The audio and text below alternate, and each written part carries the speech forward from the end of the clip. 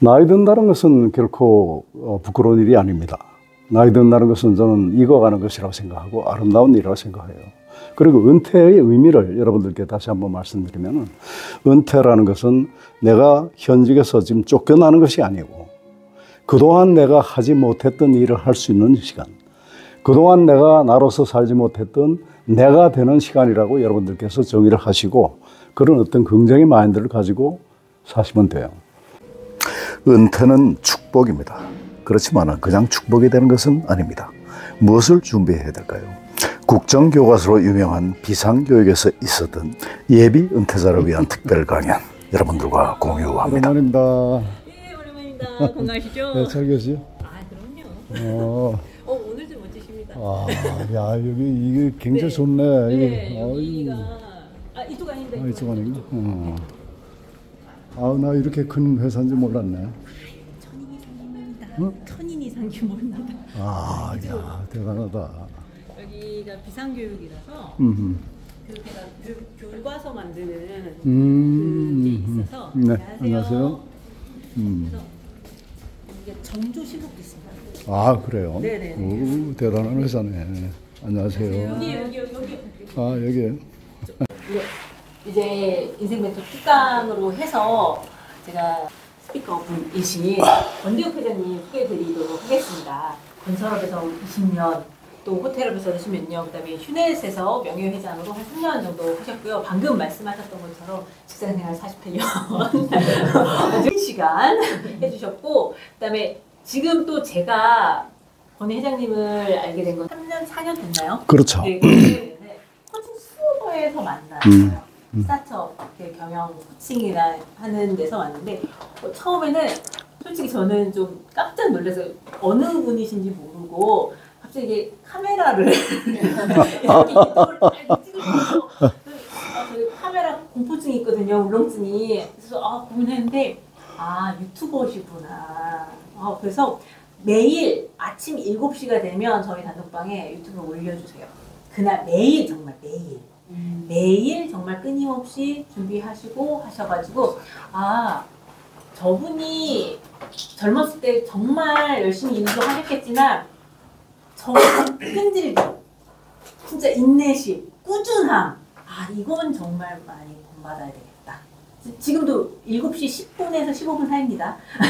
매일 올리십니다. 단톡에도 이렇게 링크를 보내시고 하시면, 그러면 잘 정말 오늘도 멋진 분 만나고 계시고, 오늘도 또 특별한 활동들 다 하고 계시고, 정말 삶을 풍요롭게 보내고 계시구나 라고 되게 존경하시는 분 중에 한 분이십니다. 네, 권대욱 회장님. 반갑습니다.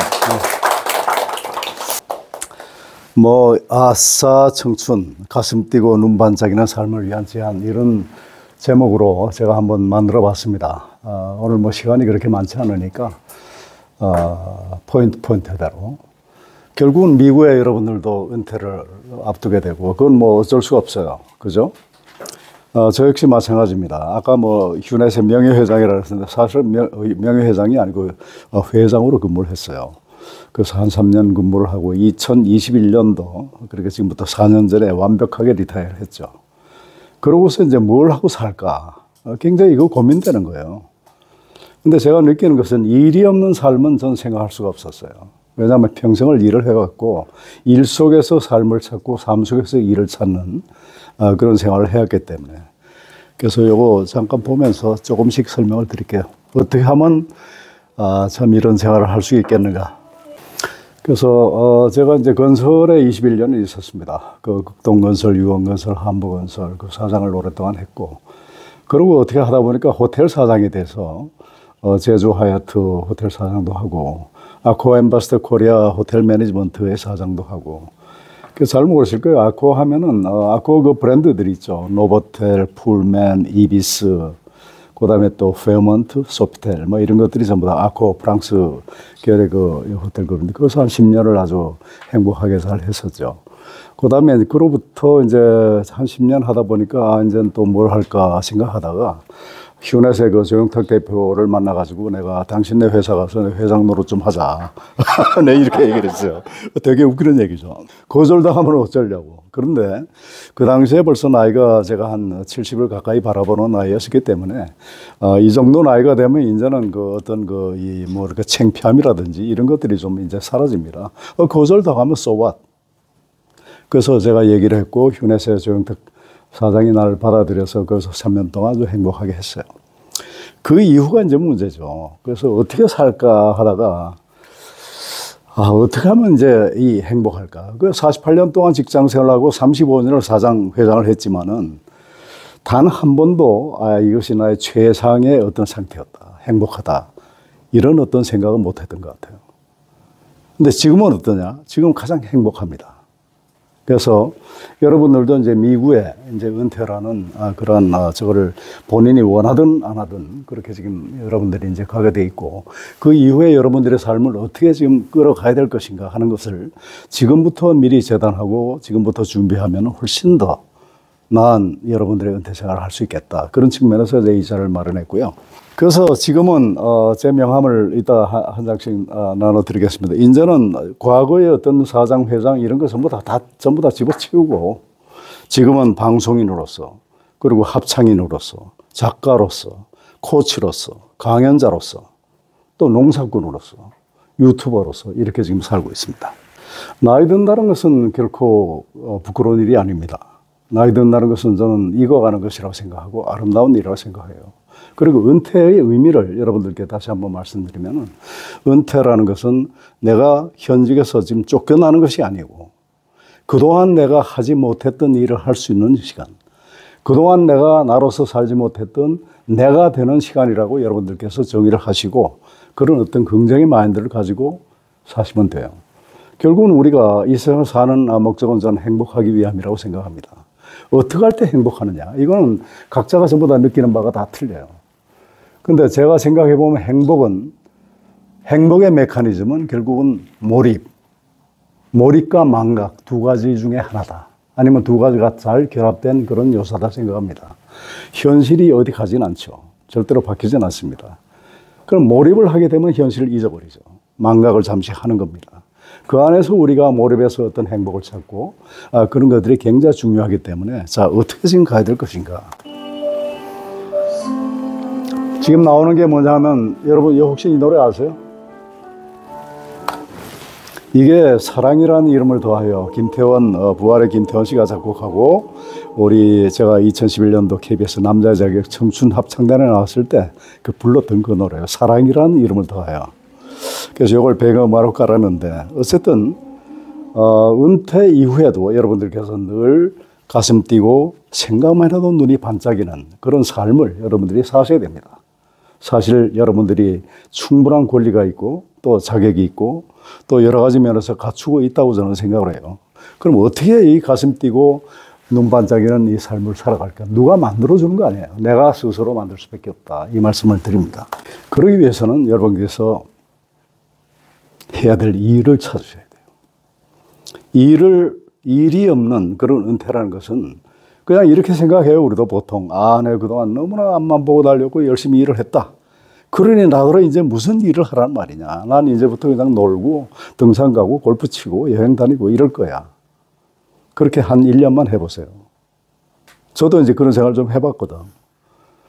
내가 가치 없는 존재라는 게 자꾸 느껴져. 쓸모없는 존재라는 것이. 사람은 자기의 어떤 자존, 내가 이 세상에 존재하는 그 이유가 확실할 때 그때 행복할 수 있는 겁니다. 그리고 보람 있을 때 가장 행복해요. 그것이 이제 제가 이제 올해 몇 살쯤 보이세요? 30대로 보이세요.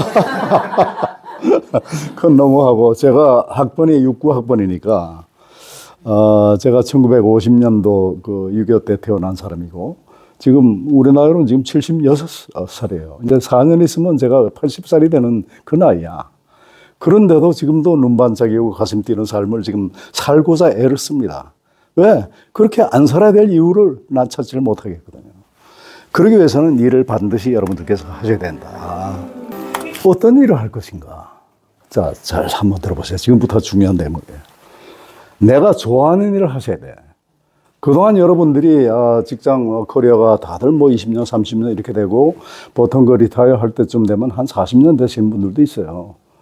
근데 과연 우리가 더 돌이켜 생각해 봤을 때 과연 그 일을 내가 정말로 좋아했던 일인가 하는 점은 항상 퀘스천이 지금 듭니다. 저 역시 마찬가지였어요. 내가 건설사 사정에서 나름대로 성공을 하고 뭐 성취를 하고 호텔 갔다가 6개짜리를 24개를 갖다 만들고 휴일에서 와서 어쨌든 보람 있는 일을 하고 이렇게 그런 일도 있었지만은 이것이 항상 내가 원하던 삶이었었나 하는 점에 대한 반드시 예스라고 대답을 못 하겠더라고요. 그러니까 내가 진정으로 좋아하는 일을 해야 될 시기가 바로 여러분들 앞에 지금 다와 있다. 그 다음에 그 일이 사회적으로 보람 있는 일이어야 돼요. 개인적으로도 보람이 있어야 되고 사회적으로 보람이 있어야 돼요. 그 다음에 그 일이 경제적으로 보탬이 되는 일이면 더 좋아요. 근데 이건 마스터는 아니야. 왜냐하면 그럴 기회가 많지가 않아요. 그러니까 내가 좋아하는 일로서 보람이 있는 일, 그리고 경제적으로도 도움이 되는 요 원의 세 교집합 부분이 바로 여러분들이 앞으로 하셔야 될 일입니다. 근데 내가 좋아하는 일이 뭔지를 잘 몰라, 사람들이. 그걸 찾는 방법 알려드릴게요. 가만히 눈을 감고 조용히. 어떨 때 내가 가슴이 뛰고 생각만 해도 가슴이 뛰고 눈이 반짝이는 거 한번 생각해 보세요. 그것이 때로는 여행일 수도 있고 때로는 글을 쓰는 것일 수도 있고 뭐 여러 가지 각자의 그 처해진 입장이나 또는 개성에 따라서 다 틀리잖아요. 저 같은 경우는 그래서 제가 이제 정의하기를 이 세상에서 가장 행복한 사람이 누구냐. 자기가 좋아하는 일을 자기의 직업으로 만든 사람이에요. 이미 만든 사람도 계세요. 그렇지만 우리 다 그렇게 하지 못했잖아요. 지금부터 여러분들이 만드시면 돼요. 어떻게 만드느냐. 이게 중요한 문제인데 그래서 내가 생각해 봤어요. 내가 뭘 할 때 눈이 반짝이고 가슴이 뛰든가. 그랬더니 저는 뭘 쓰고 말하고 또 노래할 때 이 가슴이 뛰더라고. 야, 그러면 요거를 내 직업으로 만들면 좋겠다 하는 생각을 내가 했겠어요, 안 했겠어요? 하겠죠. 쓰는 건 제일 지금부터 한 15년 전부터 페이스북에 매일 씁니다. Every day. 그리고 책을 제가 7권 지금 냈거든요. 지금 8권째 책을 집필 중입니다. 그 다음에 말하는 것은 이렇게 강연 기회가 있으면은 말도 하고, 세바시 516회 스피커기도 하고, KBS 아침마당의 목요 특강의 스피커기도 하고, 많은 강연을 했죠. 말하는 거 좋아해요. 그 다음 노래하는 것은 아까도 지금 들었던 그 김태현 씨의 부활, 그 합창단하고 2011년도부터 지금까지 14년 동안 그 합창단을 정말로 세계 제1의 합창단으로 만들겠다는 일념 하나로 제가 그 합창단을 세계 제1의 시니어 합창단을 만들었습니다. 그래서 그동안 우리는 유엔에도 가고 우즈베키스탄에도 가고 오스트리아 그라스도 가고 그리고 2019년에는 카네기 홀 공연까지 했죠. 그리고 재작년에 뉴질랜드 오클랜드에서 열리는 세계 합창대회 그 시내 부분 혼성 부분에서 대상을 저희들이 탔습니다. 국내는 당연히 석권을 했죠. 국내는 재작년에 그 대전에서 열린 대통령배 전국 합창대회가 있어요. 거기에 우리가 나가서 우린 시내 부분이 아니에요. 모든 아마추어들이 다 이 경쟁하는 그 합창대회에서 대통령상 받고 1,500만 원 상금 받았습니다. 그래서 그거 가지고 이제 뉴질랜드 갈 때 이제 여비를 이제 못했죠. 그래서 이거를 갖다가 내가 직업으로 만들면 좋겠다 하는 생각을 제가 했어요. 그래서 제가 만든 게 권대혁 TV. 왜냐하면 어릴 때부터 제가 방송인의 꿈이 있었어요. 방송인의 꿈.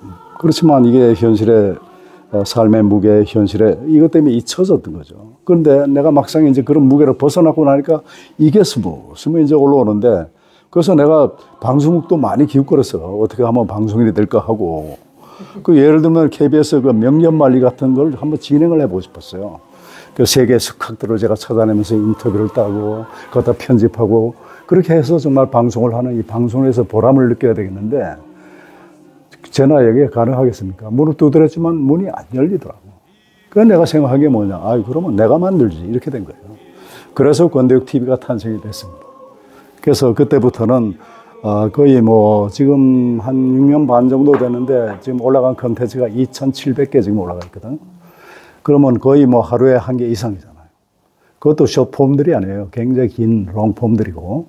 바로 어저께 이제 오늘 아침에 올린 거는 오준 전 유엔 대사. 여러분 기억하세요? 오전 대사가 아주 감동적인 연설을 유엔에서 했어요.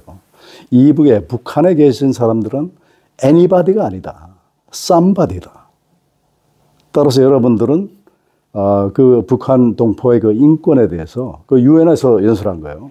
아주 유명한 연설입니다. 그걸 지금 했고, 그래서 그분을 이제 만나가지고 어저께 인터뷰를 따고, 그것은 이제 어떤 거냐, 권덕이 만난 사람 시리즈로 나가는 거예요. 그래서 오늘 올렸고, 누가 보든 안 보든 차관 저는 올립니다. 왜? 그게 좋으니까. 내가 좋아하는 일이다 이거예요. 보람, 나의 기록이 남는 거예요.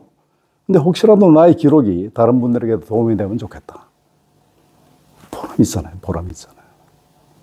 그 다음에 이게 경제적으로 도움되느냐? 아주 조금 됩니다. 1년에 그저 한 US 달러 한 400불? 그러니까 이거는 사실 돈이 아니죠. 그렇지만은 그 돈을 목적으로 하는 것이 아니기 때문에 하여튼 꾸준하게 합니다. 그러다 보면 언젠가는 돈도 되겠지 하는 생각을 지금 하죠. 그래서 요거 조금 한번 봅시다. 같이. 부를 하십시오. 사물이 새롭게 보이고 모든 것에 호기심을 가지게 되고 그리고 지적 욕망을 충족할 수 있고 남들에게도 큰 도움을 드릴 수 있습니다. 결코 어렵지 않습니다. 다음 영상을 보시면 여러분들께서도 바로 시작하실 수 있습니다. 유튜브 방송 권덕TV가 생각하는 것만큼 성장하지 못할 때나 사람들부터 공여나 스팸 취급받을 때마다 이제 그만둘까 이렇게 생각하다가도 청춘합창단 세계 재패까지 걸린 시간을 생각하면 그래 그 한결같은 세월 장장 13년이나 걸렸지. 이제 겨우 5년 가지고 뭘 하며 다시 마음을 추스립니다. 저희 기록을 위해서 그리고 혹시라도 그 기록이 타인에게도 도움되기를 바라는 마음으로 하고 성공하면 좋고 아니라도 좋다 하는 이런 마음으로 했기에 지난 5년간 하루도 빠짐없이 영상을 만들고 올리면서도 지칠 줄 몰랐고 이 세상 모든 것을 새로운 눈과 새로운 마음으로 보았기에 컨텐츠 부족에 시달릴 일도 없었습니다. 제가 잘할 수 있는 어떤 분야로 집중했었다면 1년을 버티지 못했을 것입니다. 오늘 오후에는 공태 포럼 주관 김영석 교수님 강연에 가서 영상 만들 기대에 부풀어 있습니다. 평시 같으면 강연 듣고 사람 만나고 참 좋았다 두어 줄 기록하는 것으로 끝났을 것입니다만 오늘은 다릅니다. 김 교수님에 대해서 이것저것 살펴도 보고 그분의 영상도 찾아보고 인터뷰도 살펴보며 어떻게 이 유익한 영상을 기록하고 만들 것인가, 어떻게 그분의 강의를 듣지 못하신 분들께 그분의 말씀을 잘 전달할 수 있을까, 어떤 질문을 드려야 될까 생각을 많이 하고 공부를 더 하게 됩니다. 그뿐만이 아닙니다. 영상 편집 과정에서 적어도 몇 번은 반복적으로 듣게 되니 놓치는 부분 없이 공부가 아주 잘 됩니다. 그러니 이런 신박한 일이 또 어디 있겠습니까? 과연 저에게 유튜브는 새로운 세계요 신천지였습니다. 자신의 방송국을 하나 가진 셈이니 하고 싶은 말, 하고 싶은 일, 가고 싶은 곳, 만나고 싶은 사람을 모두 만날 수 있었고 댓글 달고 구독해 주신 분들과 사회적인 교류도 생기니 그 또한 새로운 세계였습니다. 이런 노력의 결과 이제 한 분 두 분 그 노하우 전수를 바라시는 분들도 생겼으니 뭔가 보람 있는 일이 하나 더 생겼구나 싶어 오늘도 가슴이 뛰고 눈이 반짝입니다.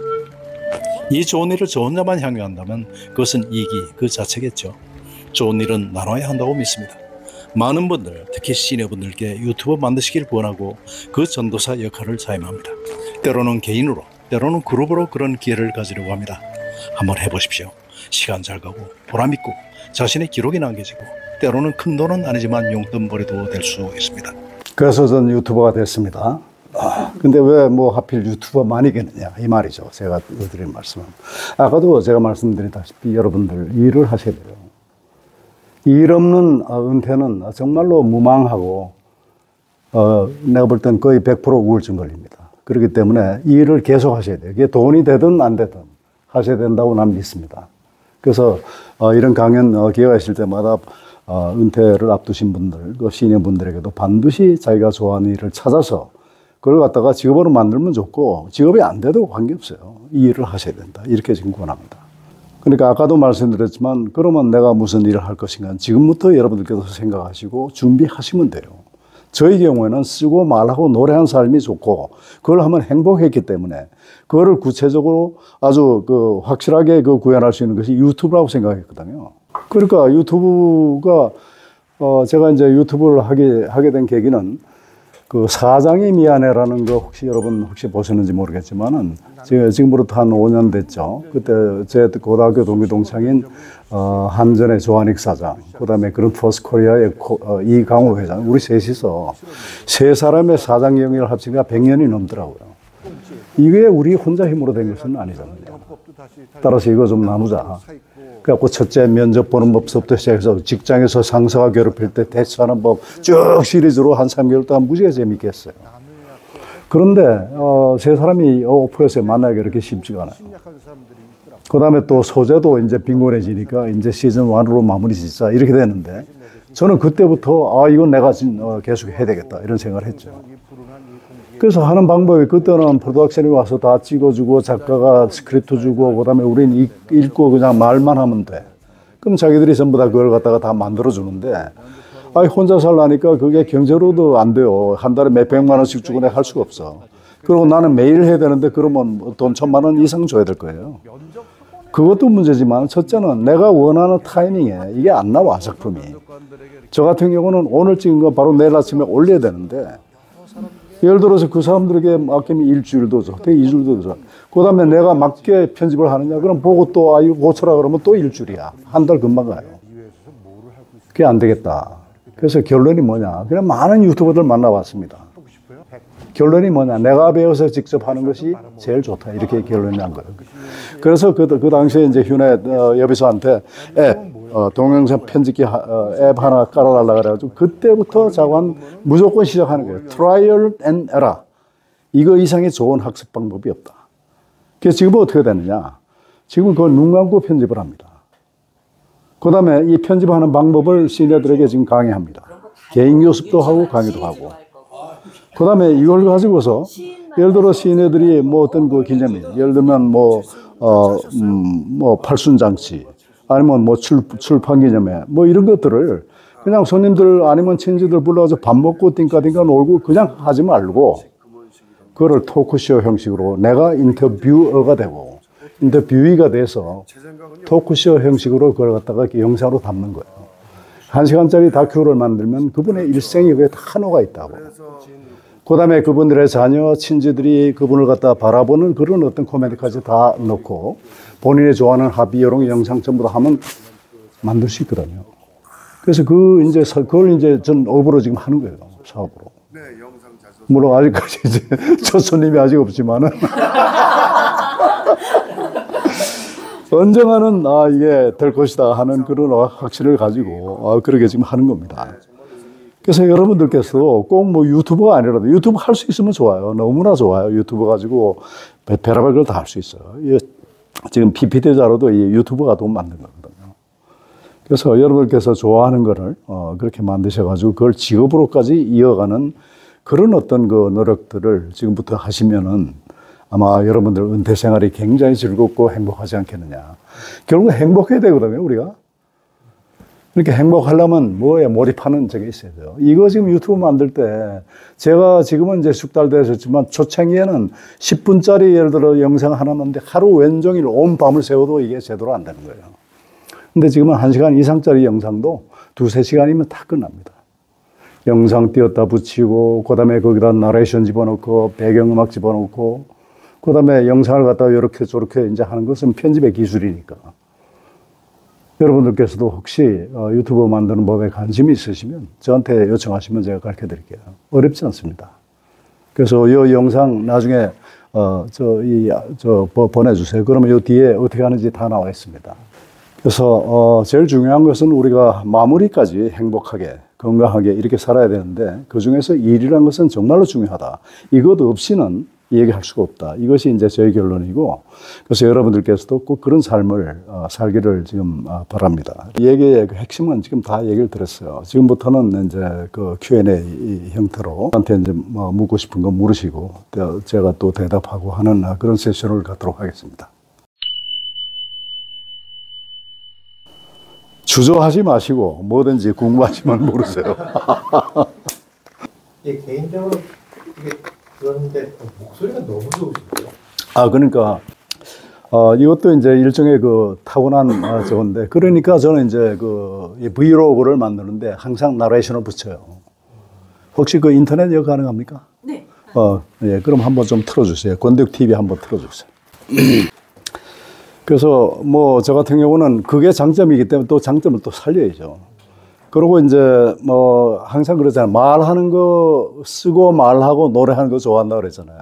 그 말하는 거는 어디 가서 말을 해도 괜찮아요. 내일도 이제 원주 그 KBS에서 절 인터뷰를 6.25 특집으로 우리 합창단 공연하고 저를 또 인터뷰하자 그래서 뭐 보니까 뭐 촥 하고 질문지를 보는데 저 그런 거 필요 없어요. 그냥 애드립으로 그렇게 하면 오히려 자연스럽고 그렇게 되죠.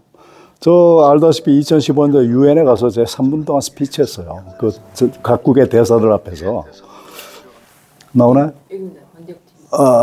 뭐 아무거나 하나 이거 한번 선막의 진객 한번 해볼까요? 그러니까 유튜브를 갖다가 어떤 특정한 어떤 분야를 가지고 인덱스로 해야 성공할 여건이 된다고 그러는데 저는 그렇게 할 어떤 분야도 없어요. 저는 뭐 아무거나 다 하고 싶은 거예요.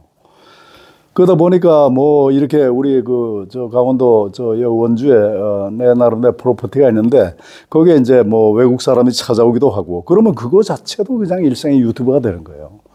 어디 좋은 강의가 있다. 그러면 그걸 제가 전부 다 찍습니다. 물론 뭐 당연히 그 스피커의 동의하에서 제가 찍어가지고 편집해서 또 그렇게 하는 과정에 내게 굉장히 도움이 되죠. 네, 제가 이제 회사 지 24년 정도 됐거든요. 수업 기간은 이거 아닌데. 이 광고가 좀 광고는 이거 한번 해보세요. 이건 광고 안 붙어줄 텐데. 이게 이제 오늘 아침에 올린 거거든요.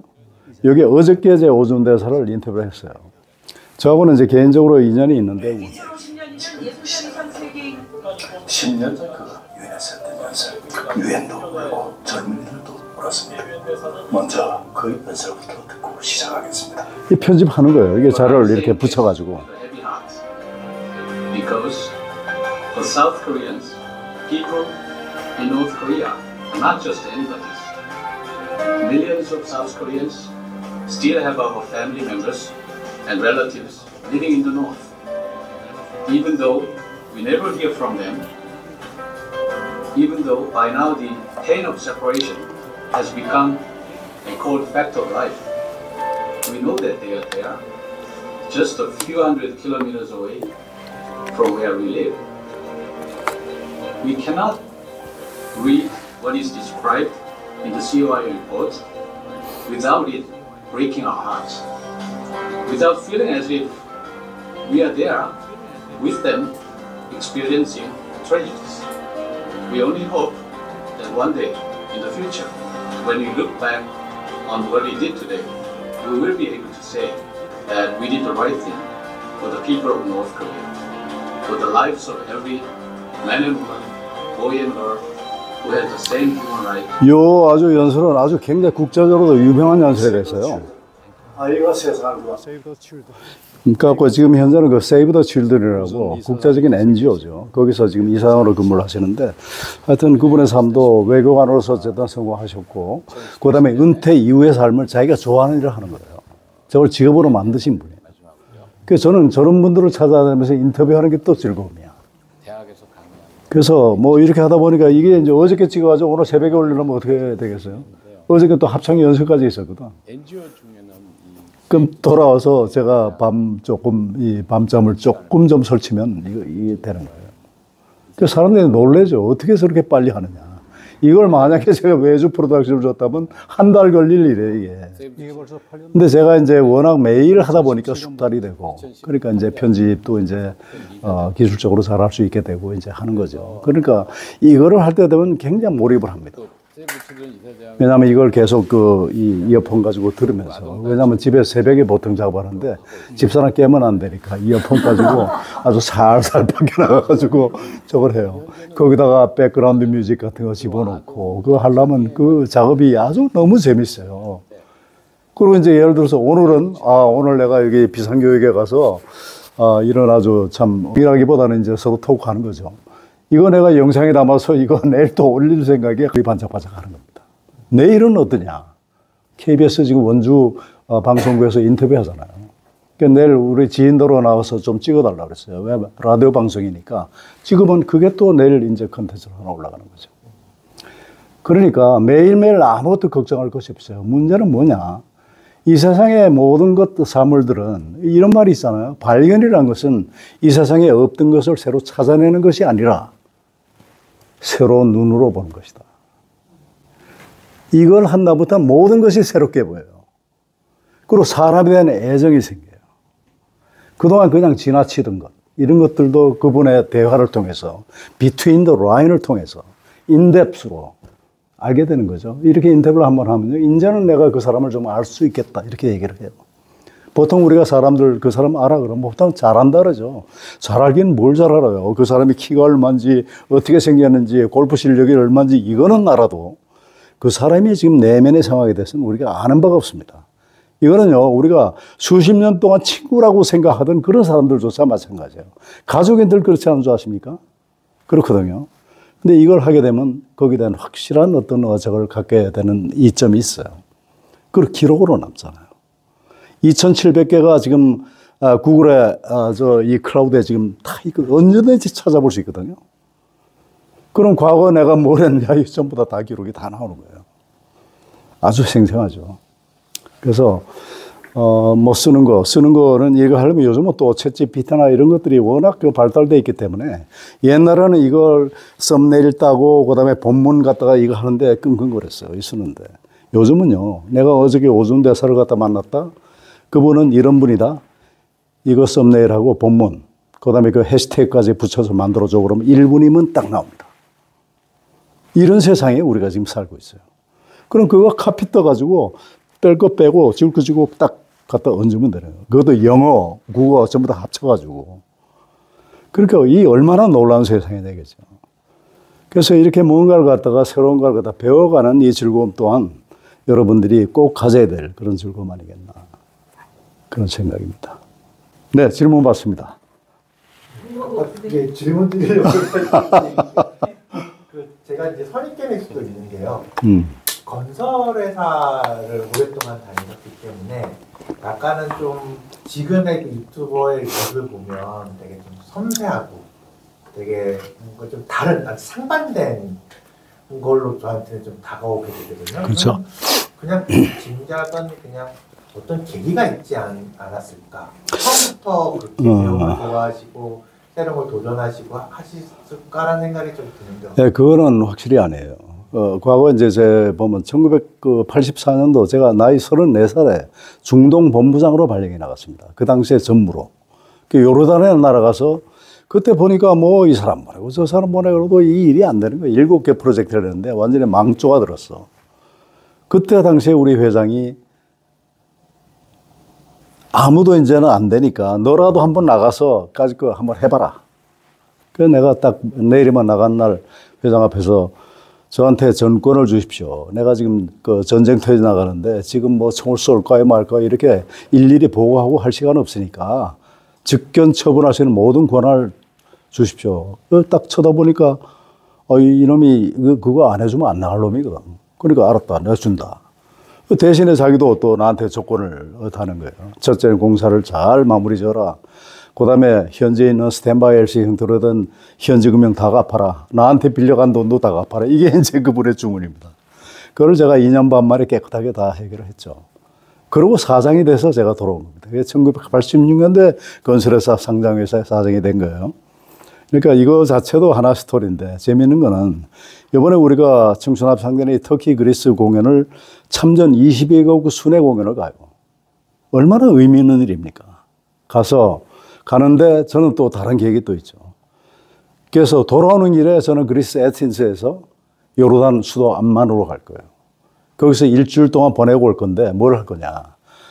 그 당시에 내가 시공했던 와디 아랍댐, 킹탈댐, 노스이스트 뭐 정수장 트리트먼트, 그다음에 뭐 파워하우스, 얄묵 유니버시티 인프라스트럭처 이런 프로젝트들 지금도 그 프로젝트 네임도 지금도 다 기억이 나요.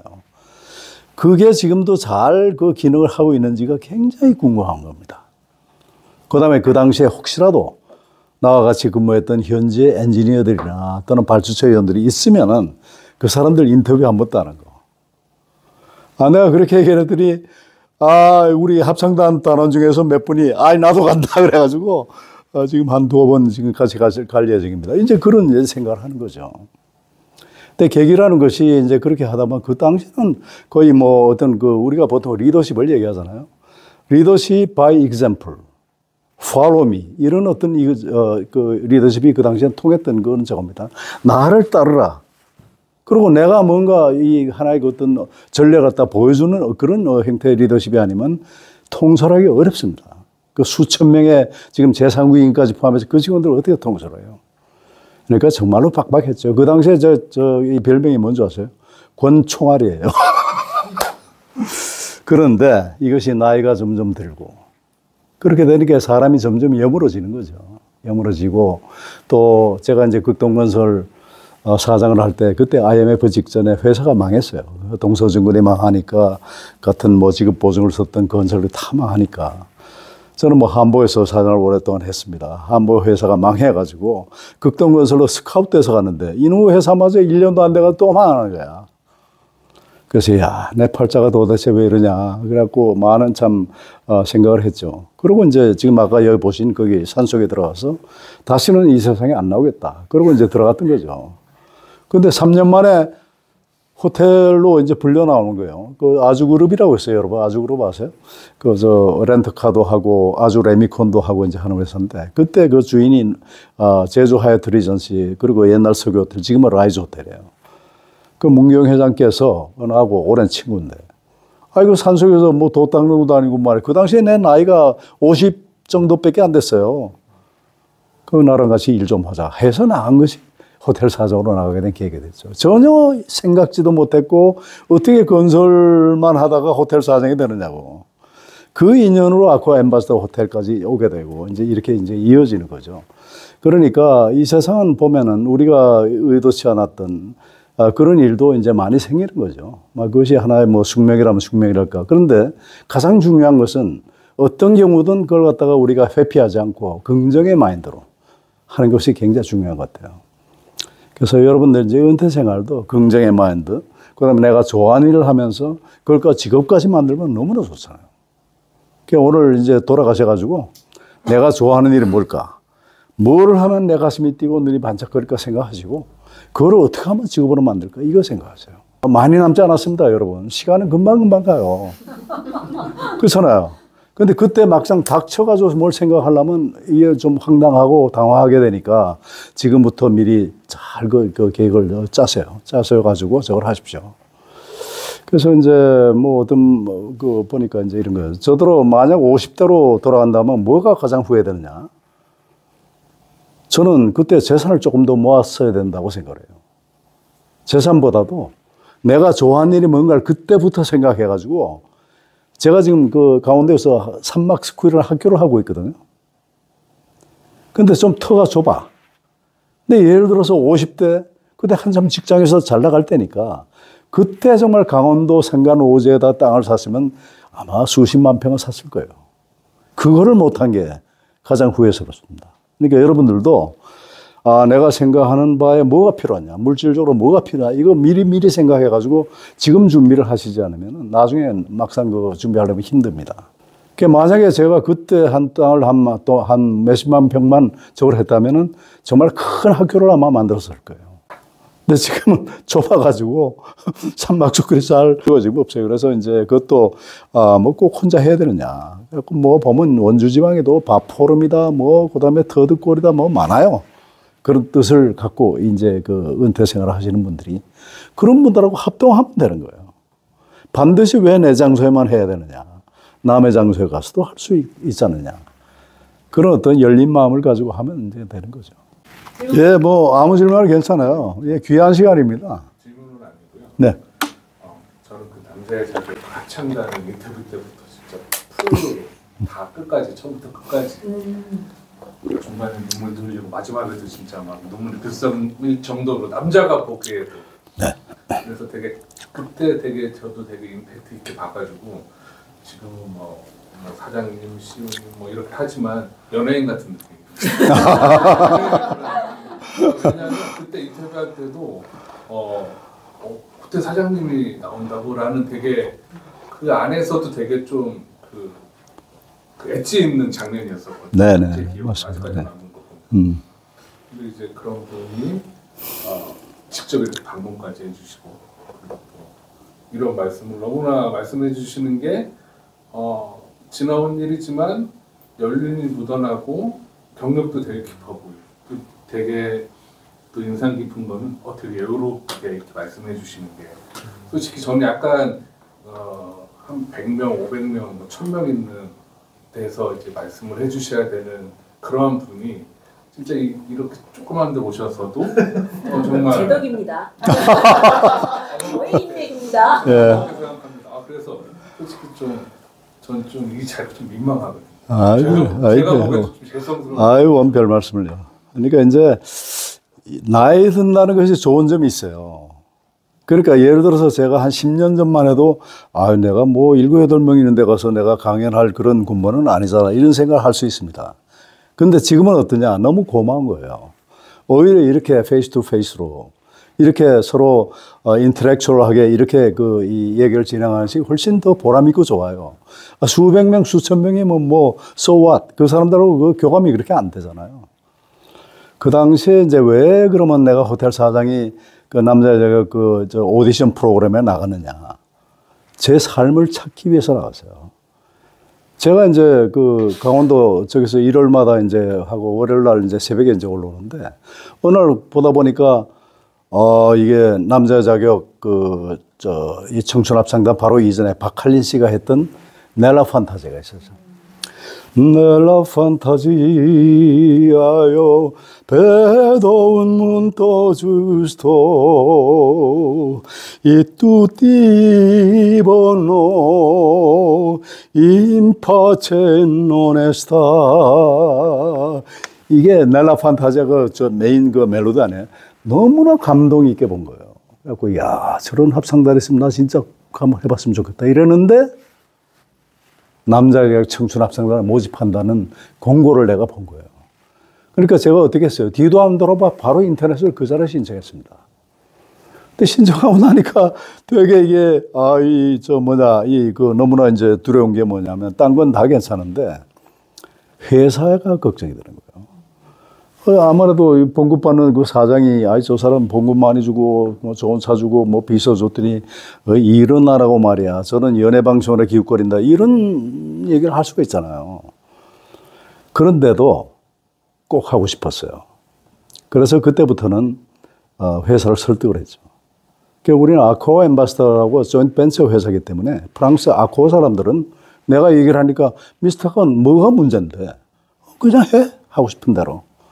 그렇지만 한국은 안 그렇잖아요.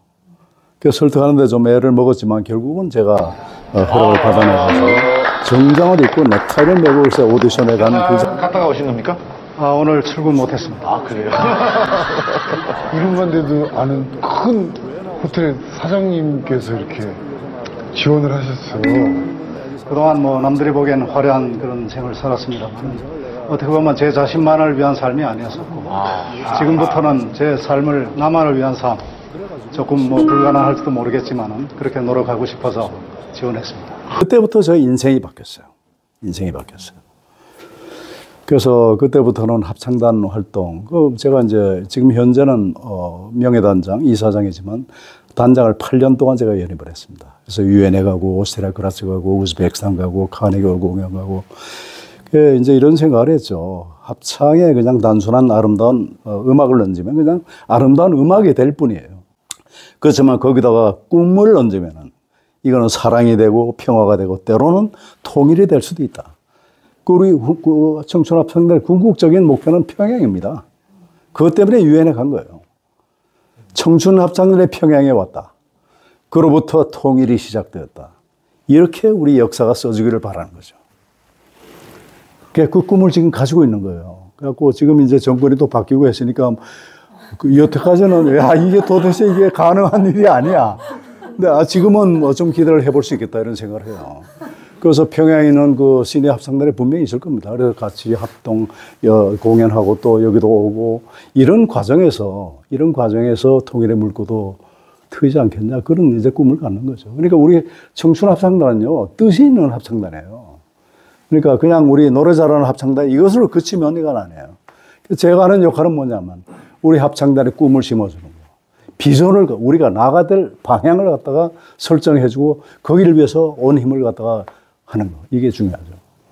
요즘 이제 특히 그래서 가려면 돈이 많이 들잖아요. 더군다나 22개국 순회를 하려면 몇십억이 들 텐데 이걸 여태까지는 일확적으로 했는데 이걸 어떻게 하느냐가 사실은 저로서는 이상으로서는 굉장히 관건이에요. 그래서 그렇게 하려면 기업이나 또는 뜻있는 분들의 그 도움을 받아야 되는데 그러기 위해서는 우리의 인지도가 높아져야 됩니다.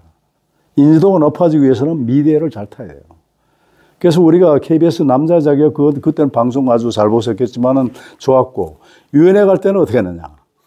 제가 KBS 인간극장 팀을 찾아가가지고 우리 합창단을 당신들이 만들었으니 우리를 인간극장에 내보내 주세요. 그게 말이 됩니까? 인간극장은 개인이 뭐 어쩌고 하는 거, 뭐 전부 다 결사반대야. 안 돼. 그들이 하도 내가 저 끈질기게 조르니까 그러면 이게 우리가 지금 직접 하는 게 아니고 제3비전이라는 그 외주 프로덕션에서 하는 거니까 거기를 설득하면 하겠다. 이게 핑퐁 치는 거예요. 또 내 찾아가서 또 설득을 했죠. 아무리 해도 설득이 안 되길래 딱 그 여자 PD 이기훈 지금은 저 미디어 솔때 이제 대표인데 우리 합창 연습하는 데를 데려갔어요. 연습하는 걸 탁 보더니 눈물이 이렇게 옆에서 보니까 그래요. 감동을 먹은 거예요. 그래서 이 사장 한번 해보겠습니다. 그들이 이제 만들어내더라고요. 그게 된 다음부터는 기업의 후원을 받기가 쉬워졌어요. 그래서 요즘도 이제 어떤 프로그램에 보면 사람들이 그 묻는 질문 중에 하나가 가장 많은 질문이 그 합창단 그 당시에 굉장히 감히 요즘도 해요 이거예요. 요즘도 하는 게 아니라 더 열심히 하죠. 그래서 이거 안 되겠다. 뭔가를 조금 좀 만들어야 되겠다 해서 다큐멘터리를 한번 좀 만들어 달라고 여러 방송국에 부탁을 했는데 그게 돈이 안 되니까 안 하는 거지, 안 하더라고. 그런데 SBS가 우리가 6.25 그 참전 22개국 순회 공연을 간다는 얘기를 들었어. 그래가지고 6.25 특집으로 지금 다큐 만들고 있습니다. 그래서 6월 29일 날 방영합니다. 한번 여러분 들어보세요. 그게 되면은 아무래도 저희들 그 활동하는데 예를 들면 사실 이거 국가보훈처가 이런 것들은 우리 스폰서 해줘야 돼요. 쓸데없는 돈 쓰지 말고. 근데 이제 그렇게 하려면 아무래도 그 사람들 명물이 있어야 되니까. 아무래도 뭐 저는 기업을 했던 사람이니까 기업에도 그렇고 모든 일이 항상 우리가 명분과 실리를 갖출 때 그것이 가장 완벽하게 이루어지는 거거든요. 명물이야 있죠. 그러면 저도 이렇게 회장님을 한 3년 정도 이렇게 주기적으로 만나 저희가 캐치를 했던 그 프로그램에서 그 몸이 좀 괜찮아서 주기적으로 어디죠? 거기가?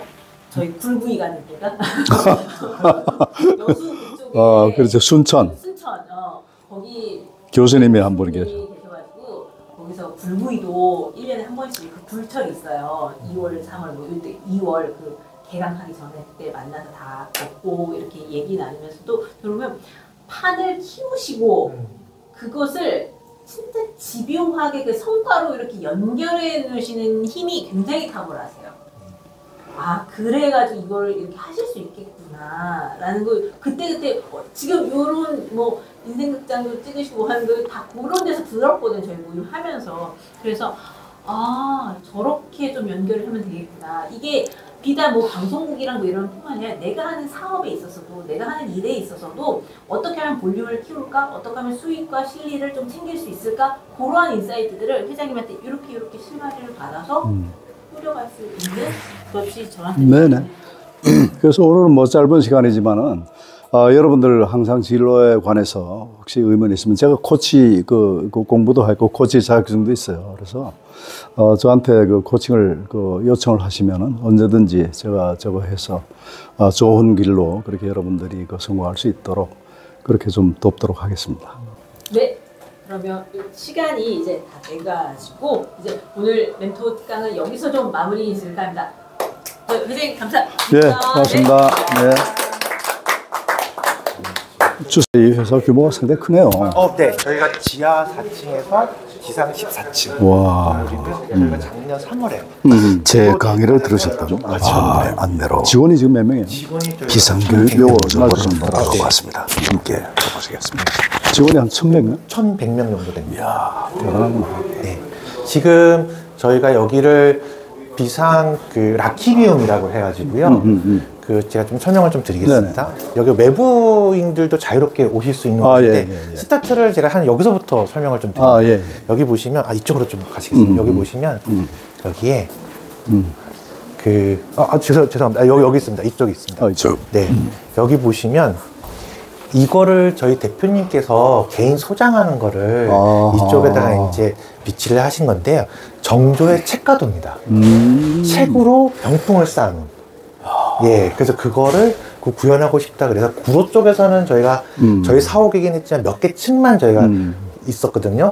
그 거기서는 이렇게 전시관을 만들 수가 없었는데 그렇죠. 사옥을 만들면서 꼭 하고 싶다. 그래서 이걸 계세요. 네네. 설명해. 저요? 네, 관계없어요. 네네. 그래서 이쪽, 그렇구나. 책가도 이렇게 보시면 이게 이제 개인 소장했던 거 이렇게 하시는 거고요. 이쪽으로 보시면 저희가 이제 교과서를 만드는 회사입니다. 그래서 저희가 지금 현재 만들고 있는 교과서를 저희가 이렇게 그러니까 여기는 비상 교육은 교과서를 주로 만드는 회사예요? 네, 교과서입니다. 특히 저희가 이제 공교육에 대해서 뭐 사교육이 좀 굉장히 시장이 크잖아요. 그렇죠. 예, 근데 저희는 사교육보다는 공교육을 어떻게 하면 좀 활성화시킬 수 있는지 그런 데에 대해서 고민이 있고요. 여기도 이제 외부인들이 미래엔이라는 회사가 있던데. 그렇죠. 거기도 같은 똑같습니다. 저희 경쟁 업체고요. 예전에 그 대한교과서. 맞아요. 네, 그게 이제 미래엔으로 바뀐 거고요. 그렇구나. 네네, 맞습니다. 그렇구나. 네. 그 비상교육의 비상이라는 뜻은 날아간다 이런 얘기인가? 그렇게도 비유를 할 수가 있고요. 최초에는 비유와 상징. 그래서 비상이. 그래서 이걸 줄여서 저희가 CI를 좀 바꿀 때 비상 이렇게 그렇게 됩니다. 그래서 여기서부터 다 이제 개인 소장품을 주신 거고요. 저희 대표이사님께서 최초에 이제 강의를 하셨던 게 이제 학원 강의부터 시작을 하셨는데 국어 쪽이십니다. 국어 쪽에서. 국어 과목. 네, 국어 과목에서 저렇게 국어 쪽이 있으신 거고. 요거는 저희가 보통 보면 아마 회장님도 아시겠지만 저희가 보통 교육과정이 1차 교육과정, 2차 교육과정 이렇게 있잖아요. 1차부터 해서 쭉 이렇게 있는 그런 교육과정들의 책들을 과목별로 다 모아서 한 거고요. 이게 그리고 회사가 지금 저희가 올해가 27주년. 27주년. 네. 지금 그럼 대표이사님께서 예, 맞습니다. 네. 아이고, 훌륭한 회사. 네. 그래서 이렇게 옆에 보시면 그렇게 저희가 요거는 이제 교과서 위주인 거고요. 이게 여태까지 발행된 그 교과서. 네네네. 그걸 다 갖고 있는 거예요. 대단하다. 네. 저쪽에 이제 끝에 보면 저희가 이제 이게 외부인들한테 이제 오픈되어 있는 곳이기 때문에 박물관 같은 데 보면 도슨트에서 이제 해설을 좀 해주는 그렇죠. 그런 것도 저희가 이제 그 요청을 하시면 저희가 주말 같은 때 그렇게 하고 이쪽으로 가보시면 이렇게 이제 전쟁 시대별로 저희가 관련된 것들을 다 갖고 있던 거를 지금 이제 회사 쪽에다가 다 이렇게 주시경 선생님도 계시고. 맞습니다. 보시면 이쪽에 보시면 옛날 이제 국어 교과서 전공이시다 보니까 국어 쪽으로 좀 많이 소장을 하고 계셔가지고 이렇게 저희가 하고 있습니다. 정말 대단하신 저거네요. 저기도 이제 시대별로 연도별로 이렇게. 저희가 이제 박물관처럼 그 정도의 시설은 못 갖추지만 그래도 개인 회사가 이렇게 갖출 수 있는 정도의 시설, 보관, 자료들 이런 것들을 저희가 보관하고 있습니다. 오늘 설명 대단히 감사합니다. 네네. 알겠습니다. 멋진 회사, 보람 있는 강의였습니다. 오랜 시간 시청 감사드립니다. 여러분들의 성원은 보다 나은 컨텐츠를 만듭니다. 권대욱TV였습니다.